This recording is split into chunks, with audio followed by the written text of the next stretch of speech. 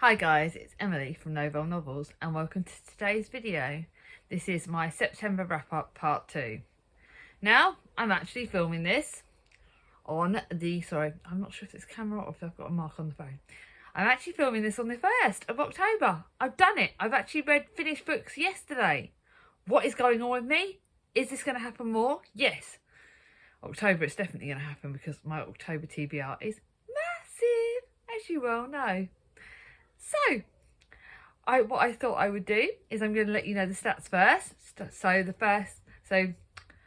first few minutes, if you don't want to sort of skip past, don't know how to. I really need to learn how to do this so you guys can see what bit's what bit. But anyway, this is the fun bit of the stats because I loved it. I read a total of 36 books in September. I'm already getting the October film. And they were all off my unread TBR. I did have them on audiobook, but I'm not mentioning that because it doesn't affect my figures. I did listen to it. It was quite good. It's a Rosie Goodwin one. I bought 34 books. I unhauled 3 unread books off my unread TBR. One of them was a book I bought and didn't realise I've already read it. I need to use Goodreads more when I'm out shopping, don't I? So, my September unread TBR was 390. My October unread TBR is 385. I've reduced it by 5. That is progress. I didn't think I would get that because I did buy quite a few books in September. Obviously, I had my shopping trip with Gemma, Alice, and my sister Charlie, and I went to Windsor at the start of the month with Chris. But October is looking good, mainly because we've got to keep the finances down with all the bloody energy bills going up. But I'm not going on any massive book hauls until probably the end of the month / early November. So it's just going to be my Baz Books trips as far as I'm aware. And I don't have any pre-orders I've got to do this month. I think I'm going to order one Charles Dickens because I'm getting ready for my Charles Dickens project, which is quite exciting. But yeah, I'm going to be good next month. So I'm really happy with the fact that I managed to get my unread TBR down. Some of these books are short, so some of them were a bit of a cheaty ones. But I'm still reducing it. I've actually noticed this month that when I actually started picking books for November, which I'm already doing, my shelves have actually got a lot of space. And it's like, yes, finally I can see space on my shelves. Get excited. Something I haven't had for over a year. It's quite good. But I don't want to ramble about that. So the genres, I've read 1 fantasy. And I think in October, I think I've got 1. I don't think I've got many fantasies for October. But that's another project I'm planning for next year. I read 1 thriller. I'm not reading as much at the moment. I'm not in the right headspace for thrillers. I'm really not at the moment. I'm still going to try and get like 1 a month done. But I'm not in the right headspace for that. I read 2 non-fiction. Again, I've got a lot less of those on my shelves. So I'm going to gradually... because I find non-fiction's really hard. I find them really hard. But I did read a total of 6 classics this month. That was brilliant. And obviously, October, I'm going to read loads more. So my classics number is really good. But I'm hoping and praying that the ones for October are good. I read 11 historical fiction. Again, that's brilliant. I'm happy with that. And I read 16 contemporaries. So I'm really happy with that. Comparing that with last month... I've read a lot more classics this month, in September. I've read a lot more, I read less fantasy, but a lot more classics. And slightly more, historical fiction and contemporary seem to be very similar. Because that's the way I jam, that's what I like. I've had 1 2-star read, again, I'm liking actually comparing this to last month. Didn't have any DNFs, that's brilliant. Read 1 2-star read, 1 2.5-star read, so they're slightly less. I read 4 3 stars, that's the same as last month. 2 3.5 stars, very similar to last month. I've got 10 4 stars, which is, how's that doing? So exactly the same as last month. 6 4.5 stars, that's 1 more than last month. I read 5. 11 5 stars, so it's slightly less on the 5 stars. No, it's only 1 less because I read 12 5 stars. So again, it's similar. I'm doing quite well. It's still quite a lot of the higher ranking books, which is good. So let's get talking about them. Obviously, I've read a lot more in the second half. I won't talk too much about the books I don't like as much because there's no point. I'd rather use my energy on the books that I do love. So Pinocchio, 2 stars. It was on my books that I've had for the longest. I needed to get it off my shelves. My classics that I've had for the longest. Charlie's having it because she might like it. I personally wanted to slap Pinocchio around the bum. And I didn't like him. And I didn't like half the characters. And even though the film, obviously it brings back a lot of memories, did not like it. But Charlie wants it, so it's not going to charity shop. This was literally one of the last books I read in the month. And this is The Dressmaker by Rosie Ham. I bought it when I was out shopping in Wokingham, and I thought it would be good. It was basically about Tilly Dunnage, who, when she's 10 years old, she is forced to leave her hometown in Australia because under a black cloud of accusation. And then years later, she returns, sweeps back into town like a fashion Easter and stuff, and she's got trying to make peace with her mentally unstable mum. But this is set in like the 1950s, and small towns have long memories, and it is actually... I rated it 2.5 stars, but I'm still not sure if I should have rated it 3. I'm really debating on that because it wasn't anything I'm going to particularly remember. It was alright. It was quite sort of mysterious in the end, which was quite good. But it wasn't as good as I'd hoped, so that's charity shop. This is a selection of short Sherlock Holmes books. This is my 3-star. It was a selection of Sherlock Holmes books. I've read The Hounds of Baskervilles before and I loved it. But there's a lot of short stories and I didn't connect with any of them. So it wasn't one of my best books. So I'm not sure what to do there. I think I might keep that because it's beautiful. But yeah, I think I'll keep it because it's beautiful. But I'm not like raving about it. And then a book that surprised me.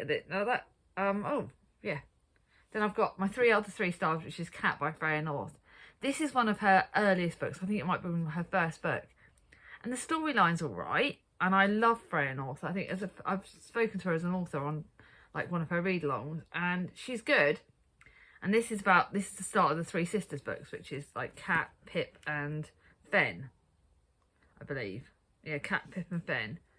And this was all right, but there was a lot of graphic sex scenes in it, and I mean a lot of graphic sex scenes. It's like 50 Shades kind of style. Like there's a lot of graphic. Oh, you know where she put her fingers. Oh, yeah. Maybe it's because I'm like, I'm too old for it. It was not my thing. Yes, the bit, it was set over a short period of time in Paris, in France, when it was doing the Tour de France. And that sort of side of it interesting. The racing side's interesting. Kat as a character is good. She's obviously bruised from previous relationships. But the romance is predictable. It's a bit too much sex scenes. I'm not going to keep that at all. And this is one of a different series of Joanne Harris books, The 5 Quarters of Orange. And it was all right. There was bits in it that I thought was good. It was historical fiction. And it was about there's about a mother and daughter relationship as well. And families and mystery and a bit of food element in it. And it was all right. Just nothing I'm going to shake my... It wasn't like as good as the Chocolat series. So I'm not keeping that. I'm not going to carry on in the series. Then for my 2 3.5 stars books, and they were okay. They were just not ones I'm going to scream about. And this is one that Charlie picked for me. I've already read it with Gemma from what was previously Read a Book Gem. She's still on that on Instagram. And it was all right. It was a mystery, kind of a contemporary, I believe. And it's about Amira, who's apprehended in a supermarket for kidnapping her white child, who she's actually babysitting. And it does tackle racism quite well. But the character of Alex, who was her employee, I wanted to throttle her so much. And Amira is okay, but she's not and it doesn't end right. And it was okay. It was okay. Like I said, an okay book. And the racism side's handling very good. And like the crush that Amira has on someone, there's connections with Amira and Alex. And there are connections that go way back, actually. And we find out some twists that I didn't expect. But almost I didn't kind of like the relationship Amira had with the girl she was babysitting. I thought it was a bit icky because she's got such a connection. It's like she was her daughter and she was very, very protective. It was more like a mother and daughter relationship than... She had a better connection with the child she was looking after than the mother had with that child. But again, it wasn't as good as I'd expected, so that's going bye-byes. Again, this book was on one of the ones that I'd had for a while. You know, why haven't I read this yet? But video, that was connected to my why haven't I read this yet? Stepping Stones, as you can see, it's a very chunky Maureen Lee book, so it's set over a very long period of time. And it's about Lizzie O'Brien, who was born into a very large, boisterous family, and that's pre-war, and it goes till more like the 70s. And it tackles her life, and she has lots of different relationships. She has more men than I can shake my finger at. But that's all because of what happened to her when she was younger, and you can see that. And it was all right. 3.5 stars, it was all right. Just not, yay, because it's very big and you have to go through a very long period of time. Then to my cute 4-star book. This is very cute. It was Winnie the Pooh. I think I will keep this because it's quite a cutie Winnie the Pooh books, and it's got a lot of shorty stories about Winnie the Pooh, and brings up my childhood, and it's a lot of happy books, so keep it. Educated by Tara Westover. This is 4 stars. I find it hard rating because it's a memoir and I don't really have much right to rate it. It was a very good memoir though. It was a really good. And obviously Tara, we all know this story. It's been on BookTube for a very long time, about Tara, who's her family, part of what we believe is a sort of cult, extreme religion. I can't believe that's not my place to say that. And her family, her parents are preparing for the end of days, but according to the government, she didn't exist. She wasn't registered, so she didn't have to go to school. She didn't do anything. And she fights back. She does go off to get her an education. She does go off at some point. There is some real triggers in this, so please beware going in. I'm not going to, again, I don't sort of talk about them because I don't want to give spoilers. But there are triggers for abuse. I'm not, and I'm not going to say who it's from, but there is a lot of abuse and a lot of gory things that happen, a lot of very sad things that happen to her. How she came through and got out on the other end is just amazing. And sibling relationships talked about, again, some of it good, some of it bad.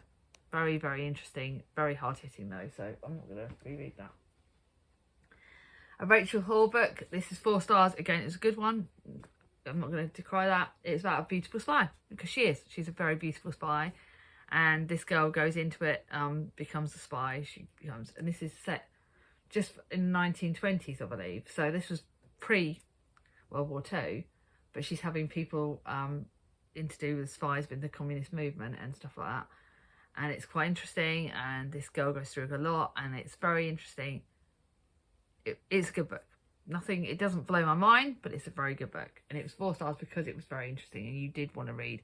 You did want to find out what happened to Minnie. You did want her to get the happy ending. I'm not going to say if she did, but it's a good book. But no, not creepy. This one was the one that surprised me, and this was Rivals in the Tudor Court, and that's second in the series. And I wanted it because I believe they're still doing Tudor Timber. I didn't really sort of do that, obviously. But it's about the Tudors, but it was about someone different. This is actually about Thomas Howard, who was the Duke of Suffolk, the 3rd Duke of Norfolk, sorry. And it's more about him and his relationship with his second wife. There is a bit about his first wife, but I don't want to give spoilers and tell you who that was. Excuse me. His second wife was Elizabeth Stafford. And he also has an affair with another character in the Tudor Court, Bess Holland. It's safe to say Bess Holland. And it's about all their relationships, the children that they have, the children that they lose. There's a lot of children lost in this, which I found very heartbreaking as a parent. But it was good to read about other things. This one actually does sweep 8 decades and 6 monarchs. And this is actually quite interesting because we're reading about different people in the Tudor Court. And I actually like this way more than I've liked many other Tudor books. And it makes me want to look up more books by the author, because I didn't like the first book as much as I liked the second. So I'm looking forward to kind of looking into more Tudor books, because it was, like I said, I didn't know as much about these characters. So when I was also comparing it with the fact that I've just finished Jane Seymour, which, yeah, so for the Tudor, I'm not going to give too much about that. There's characters that link in, and it's actually really interesting, so I did like that. Then my chunky book, which of course I'm keeping, which I've only read over 2 months with the lovely Charlie from Charles Heathcote, is The Way We Live Now. It is 4 stars. It was a good book. You can see how big this was. And to read it over 2 months, there was a lot of characters. Anthony Trollope has a lot of characters. Some that I liked, some that I disliked. Actually, I didn't really like any of them, but I liked that I didn't like them, if that makes sense. I don't think you were supposed to like them. And there were really interesting characters and an interesting dynamic. It was a good book. It's set in the 1870s London. And it really does talk about class and religion, class as well. There's some characters in this that I really love. Like, they love to hate almost. Hetta, it's about the Carberry family. So we've got Hetta Carberry, who's the daughter. Lady Carberry. Felix Carberry, who's the son, who's right git. Roger Carberry, who's the cousin that really loves his cousin, which I found a bit icky. And then you've got loads of other characters, the Melmots, and how you interlink them all. It was done really well, and I think this would be a good one to reread. And you've got like Nidderdale and brilliant characters, and it is really interesting. So I'm keeping that, but I'm glad I read it over 2 months. It was interesting reading it with Charlie. Charlie gets way more out of it. I think you probably need to be a bit more intelligent for some of the classics than I probably am, but it was a good book and I really did enjoy it. And then, yeah, I'm now on to my 4.5-star books, and they were amazing. Oh my god, I don't tend to keep many of them. I think I'm keeping 2 of them. I don't know. Because 4.5 stars, like, I don't really think I want to keep. I mean, I know I'm keeping the Tudor one because I love the Tudor one, but I'm really debating. But they are good. So the Travelling Cat Chronicles, I am debating. I actually think I might keep this because I'm going to let someone else read it. I want to know if any of you guys want to read it. Any of my friends, I need to check if anyone wants to read it because in some ways I want to pass it on because it is so good. But it was just really good. But it did make me cry actually, so I won't keep it. No, I won't. But it is really good. It was really good. I don't like many translated fiction, but I love this. I buddy read it with the lovely Jack from Spreadbook Joy. It was our first ever buddy read. We only read it over like 4 or 5 days, and it's so good. And Nana goes on. The cat is one of the narrators, and the cat's called Nana, and he goes on a journey with his owner Satoru in the front of a silver van. And Satoru visits 3 old friends to find a home for Nana. I can't tell you why, obviously. But their journey, and the journey that goes back to Satoru's past old friends, and you find out about Satoru's past, and it breaks your heart. But I love the sassy cat, Nana. The sassy cat is bloody brilliant. I love this book, and it was a really, really good book. So although I'm going to give it away, and I want other people to pick it up, it's going to be one that I'll take to my charity shop, and I will recommend to the world because I think everyone should read it. If you're a fellow cat owner, a fellow cat lover, you will love this. If you like translated fiction, it's probably one of my favourite translated fictions. It was brilliant, brilliant book, and I loved it. Obviously, I'm going to keep this. This next book, I literally finished yesterday. I wanted to finish. We're supposed to be reading over September and October, but because my October TBR is massive, I didn't want to, have it over my head. But this is actually my favourite in the series, and I thought Catherine of Aragon would be. But this is by far my favourite in the series because we learn, even though it's a reread for me, we learn a lot about Jane Seymour, and the ending kills me because you know what's going to happen. We all know how she dies. But this is really fascinating. For those of you that are doing the Alison Weir Tudor along and didn't like Anne Boleyn, this is way, way better. So far, everyone's saying that it's way better. And you've got to read it. You've got to start it. It's bloody amazing. I really loved it. So that's my keepie. My first keepie. One that surprised me, Rowan Coleman. I love Rowan Coleman's books. And this is a second, because there's a prequel to this, about an accidental family and about a lady who comes in and looks after her friend's children because that was what her friend died. She left her children to her best friend. And in the previous book, I believe, that was what happened. And she kind of gets together with the kid's dad who was estranged. But this book is about something happens at the start, and she's trying to form a relationship with her friends, with the kid's dad, but she doesn't want to upset the kids because she was really worried about what happened to them, and she doesn't want anything to interrupt their lives, and she's trying to protect them. And their dad has a surprise that comes out from his past, and she has to deal with that. And then it's a really good book, really good family elements, and it's about how you don't have to be blood to be family. And that's something that's very prominent to me because my best friend, Helen, she doesn't watch this video, so it's safe to say, but she is like a sister to me. I've known her since she was like 11, and she isn't blood to my kids, but she is their auntie, and she is an amazing auntie, and she looks after them, and she does so much for them, and she's like a sister to me. She's always there for me.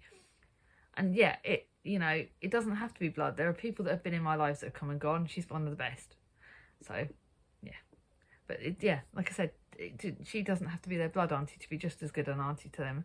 And this is about the fact that this mum becomes a stepmom, a surrogate mum, and she's amazing, and she's looking after these kids, and she loves those kids, and that really is something that rings true to me. So I think you should probably read the Accidental Mother, but you can read this without it. Then obviously Cathy Bramley, gotta love it. It's one of the books that's in a part of a series, I believe, The Lemon Tree Cafe. And this is about Rosie Featherstone, who starts work at her nan's cafe when something happens to her in her other job. and it's about the Italian. It does talk quite a lot about Italian food, and food is a real big thing because obviously it's a cafe. But she goes back to her grandmother's past and something in her grandmother's past and her grandmother's history, and the cafe, and there's romance, and it's good, and it's cozy, and it was lovely, and yeah, I don't need to keep it, but it was a really good book. But now to my 5-star books. I've got 6 here. Can you guess which one's my favourite? I will be honest already, there are 2 books from last month's favourite, from the first half of the month, that are still going to be favourites. But all of these are amazing. All of these 5 stars. I've got 6 to talk about. They're all amazing. So it is hard to choose which one's my 5-star. But it's one that's very special to me. So see if you can guess. The first one is a book that I'm going to be keeping. It's the prequel to The Hate You Give. It's Concrete Rose, and it's about the our lead character from the other books, father. And it's with his King Lord dad in prison and his mom working 2 jobs. 17-year-old Maverick Carter helps the only way he knows can, slinging drugs. Life's not perfect. He thinks he's got everything under control until he finds out he's a father. And it's a brilliant, brilliant book. It really is about like someone that wants to make the best of their life, and they've got everything thrown at them, and you can understand why the lead character from The Hate You Give's dad is the way he is. And it's made me want to read on the come up now because this was really good. I loved it. King Lord blood, friendships, dynamics, fatherhood, parenthood, being slung at the deep end, and really living and surviving. It is a keepy. Really enjoyed it. Now the next one is the last in the Comfort Food Cafe series. I loved it, thought it was amazing. And this is about Auburn Longbill, who starts off, her sister is in one of the previous books in the series, and she has a relationship with Finn, and we got all the characters from all the other books, and this ties it all together brilliantly. I will say what I've loved also about this author is that she's, at the end of this book, she said that she had to wrap it up where she thought she was best, but then she tells us how she imagined all the rest of their characters' lives going, and how after the series what would have happened to them all. And I think that just topped it for me. My mum's going to read this. I'm not keeping this series because I can't keep all my series because I can't reread it, but this has topped it, ended the series perfectly, so that's going to my mum. Obviously Kathy Glass book. This is Kathy Glass, I think, her first book, and so it's interesting to see how she started off as a mum. So this is just when she becomes a mum to her eldest blood child, Adrian, and a child she looks after, an abandoned, abused young girl who's desperate to be part of the family. This is heartbreaking, hard-hitting. Obviously it's 5 stars, it's Kathy Glass, but this is about Dawn, and it's really interesting. But it's very interesting to see Kathy Glass at her early days. So I still want to look at all the Kathy Glass books. I will be buying all of them. I think they're amazing. Now, next one, I always like to read books with disability rep.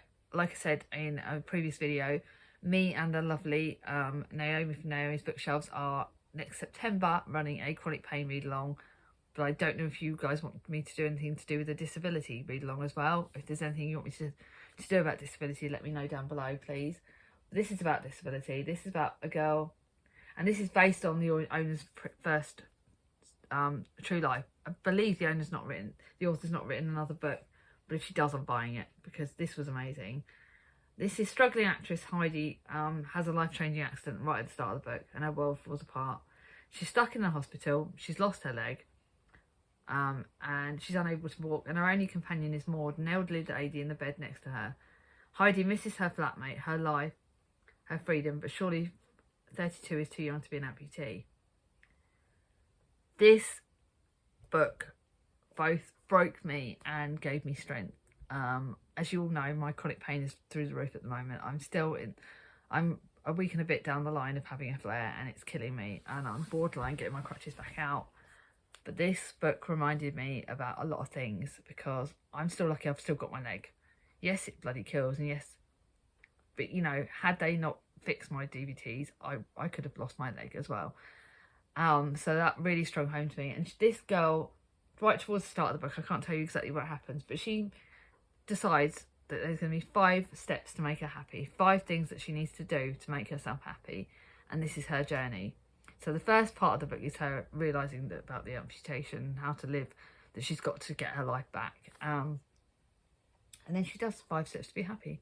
And it's not all about roses, because life with disabilities is not a bed of roses. But she takes those 5 steps and she tackles what she's got.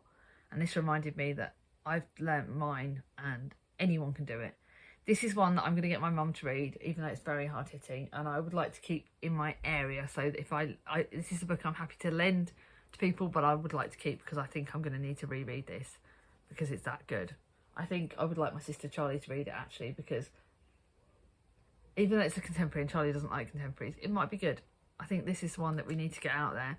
So for those of you that don't live near me, please look it out. Buy it on Amazon, buy it somewhere, because not only are you going to support a disabled author, but you're going to learn about disability, and it's going to really show you what people go through. And I just forever grateful that I've got my legs and I've got all my limbs.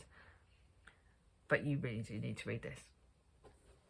And then obviously on a happier note, coming home to Comfort Food Cafe, part of that series, the Women's series. Again, I can't tell you too much about it because it's midway through the series. This is about Lottie Foster, who has an old family friend dies. She inherits the lovely cuckoo cottage, but it seems that beneath the charm of the cottage, it's slowly falling apart. Luckily, Matt, the local builder, is on hand to help her. But then there's also Will, who's the vet, and then she makes friends with Gemma from the Cherry Tree Cafe, and she makes friends with other people, and you meet people from books previously on the series and later on the series. And I loved it. I loved going back to this place. I loved it so much. I am going to be reading Mince Pies and Mistletoe, which is going to be on my book haul, which is the next video, because Charlie from Charles Heathcote gave it to me, and I'm going to read that in November. I'm going to read a Christmas book in November, because that way I can read another Christmas book by Hodie Swain in December. I think I might sort of spread her Christmas books over November, December and January. I think that's how I'm going to do it, because I bloody love this author. Can I just shout out that not only do I love this book, but I love the author. Hodie Swain is one of my favourite authors, and I think she's now going to be second after Paige Toon as on my contemporary authors. I plan to have all her books, because this series makes you smile, but it does make you laugh, and it does also tackle other things that in beneath this, and it's just brilliant. I love this series, so I'm keeping that as my keepie. I've got a few keepies. And then a book that I saved to the end of the month because I knew that I would love it, and this is the start of another series by Jill Sims, the Saturday Night Sauvignon Sisterhood. She wrote the Why Mummy Drinks series, which I will be doing a read along of next year. I will be doing a series read, I think. I might do it. Don't know if I'll do a read along, but I'm going to be doing it. If enough people want me to, let me know. Do you want me to do a read along? I'm going to buddy read it with the lovely Gaia from Gaia Athena. But do you want me to do a read along of it? Because it's a great series, but this is the start of a different series. Yes, at the start of the book, I wanted to slap the lead character, because right at the start of the book, we find out that Claire is cheated on. Not good. Her husband cheats on her, and he cheats on her with a very prominent part of her life. But how she reacts at the start, I wanted to slap her, because I was like, he's a git. You need to like kick him to touch and everything else. But then she finds her strength, and she finds her sisterhood, and she makes friends with some different people, and she finds a strength that she didn't know she had. And God knows how people do this. I know a lot of single mums, and they are amazing. They're some of the strongest women you know. Motherhood is bloody hard, so to do it on your own is fucking amazing. But this book is good, and then you get to the Sauvignon bit, you get to the sisterhood bit, and when you get in that bit of the book, you're in love with it. And I'm going to buy the whole series. It's brilliant. It's great. Jill Sims is amazing, and it does make you laugh and make you cry. And I think it does parenthood exactly the way it should be. Good and bad. So yeah, go on, 2 minutes. This is a very long video. Right, so my favourite from this half of the month is 5 Steps to Happy. Obviously, for all the right reasons. Yeah, it's bloody amazing. My favourites from the first half are going to be Careless and Firefly Lane, both of which are amazing books that I would like to reread, both of which I loved. So I have had an amazing month in September. October is big stress because it's Victober and I've got a lot of books on, and I've got to start my Victober vlog, because you're going to be getting vlogs every Wednesday. Not this Wednesday, because obviously Victober only started on Saturday. So just to let you know that it will be coming on. There'll be 4 Victoria's vlogs every Wednesday from the week after, and it will obviously go the first Wednesday in November to finish it all off. Well, so once I stop recording this, I've got to do the clip for my start of my Victober vlog, because I'm vlogging. Yay! But let me know down below, do you want me to do a read along of the Why Mummy Drinks series? Let me know down below, I'd love to know that. Let me know down below what your favourite books of the month are. Any ones that you recommend to me, I'd love to know. If you like this video, give it a thumbs up. If you're new to my channel, not subscribed yet, ring on my ding-a-ling. And I'll see you all soon. Bye bye.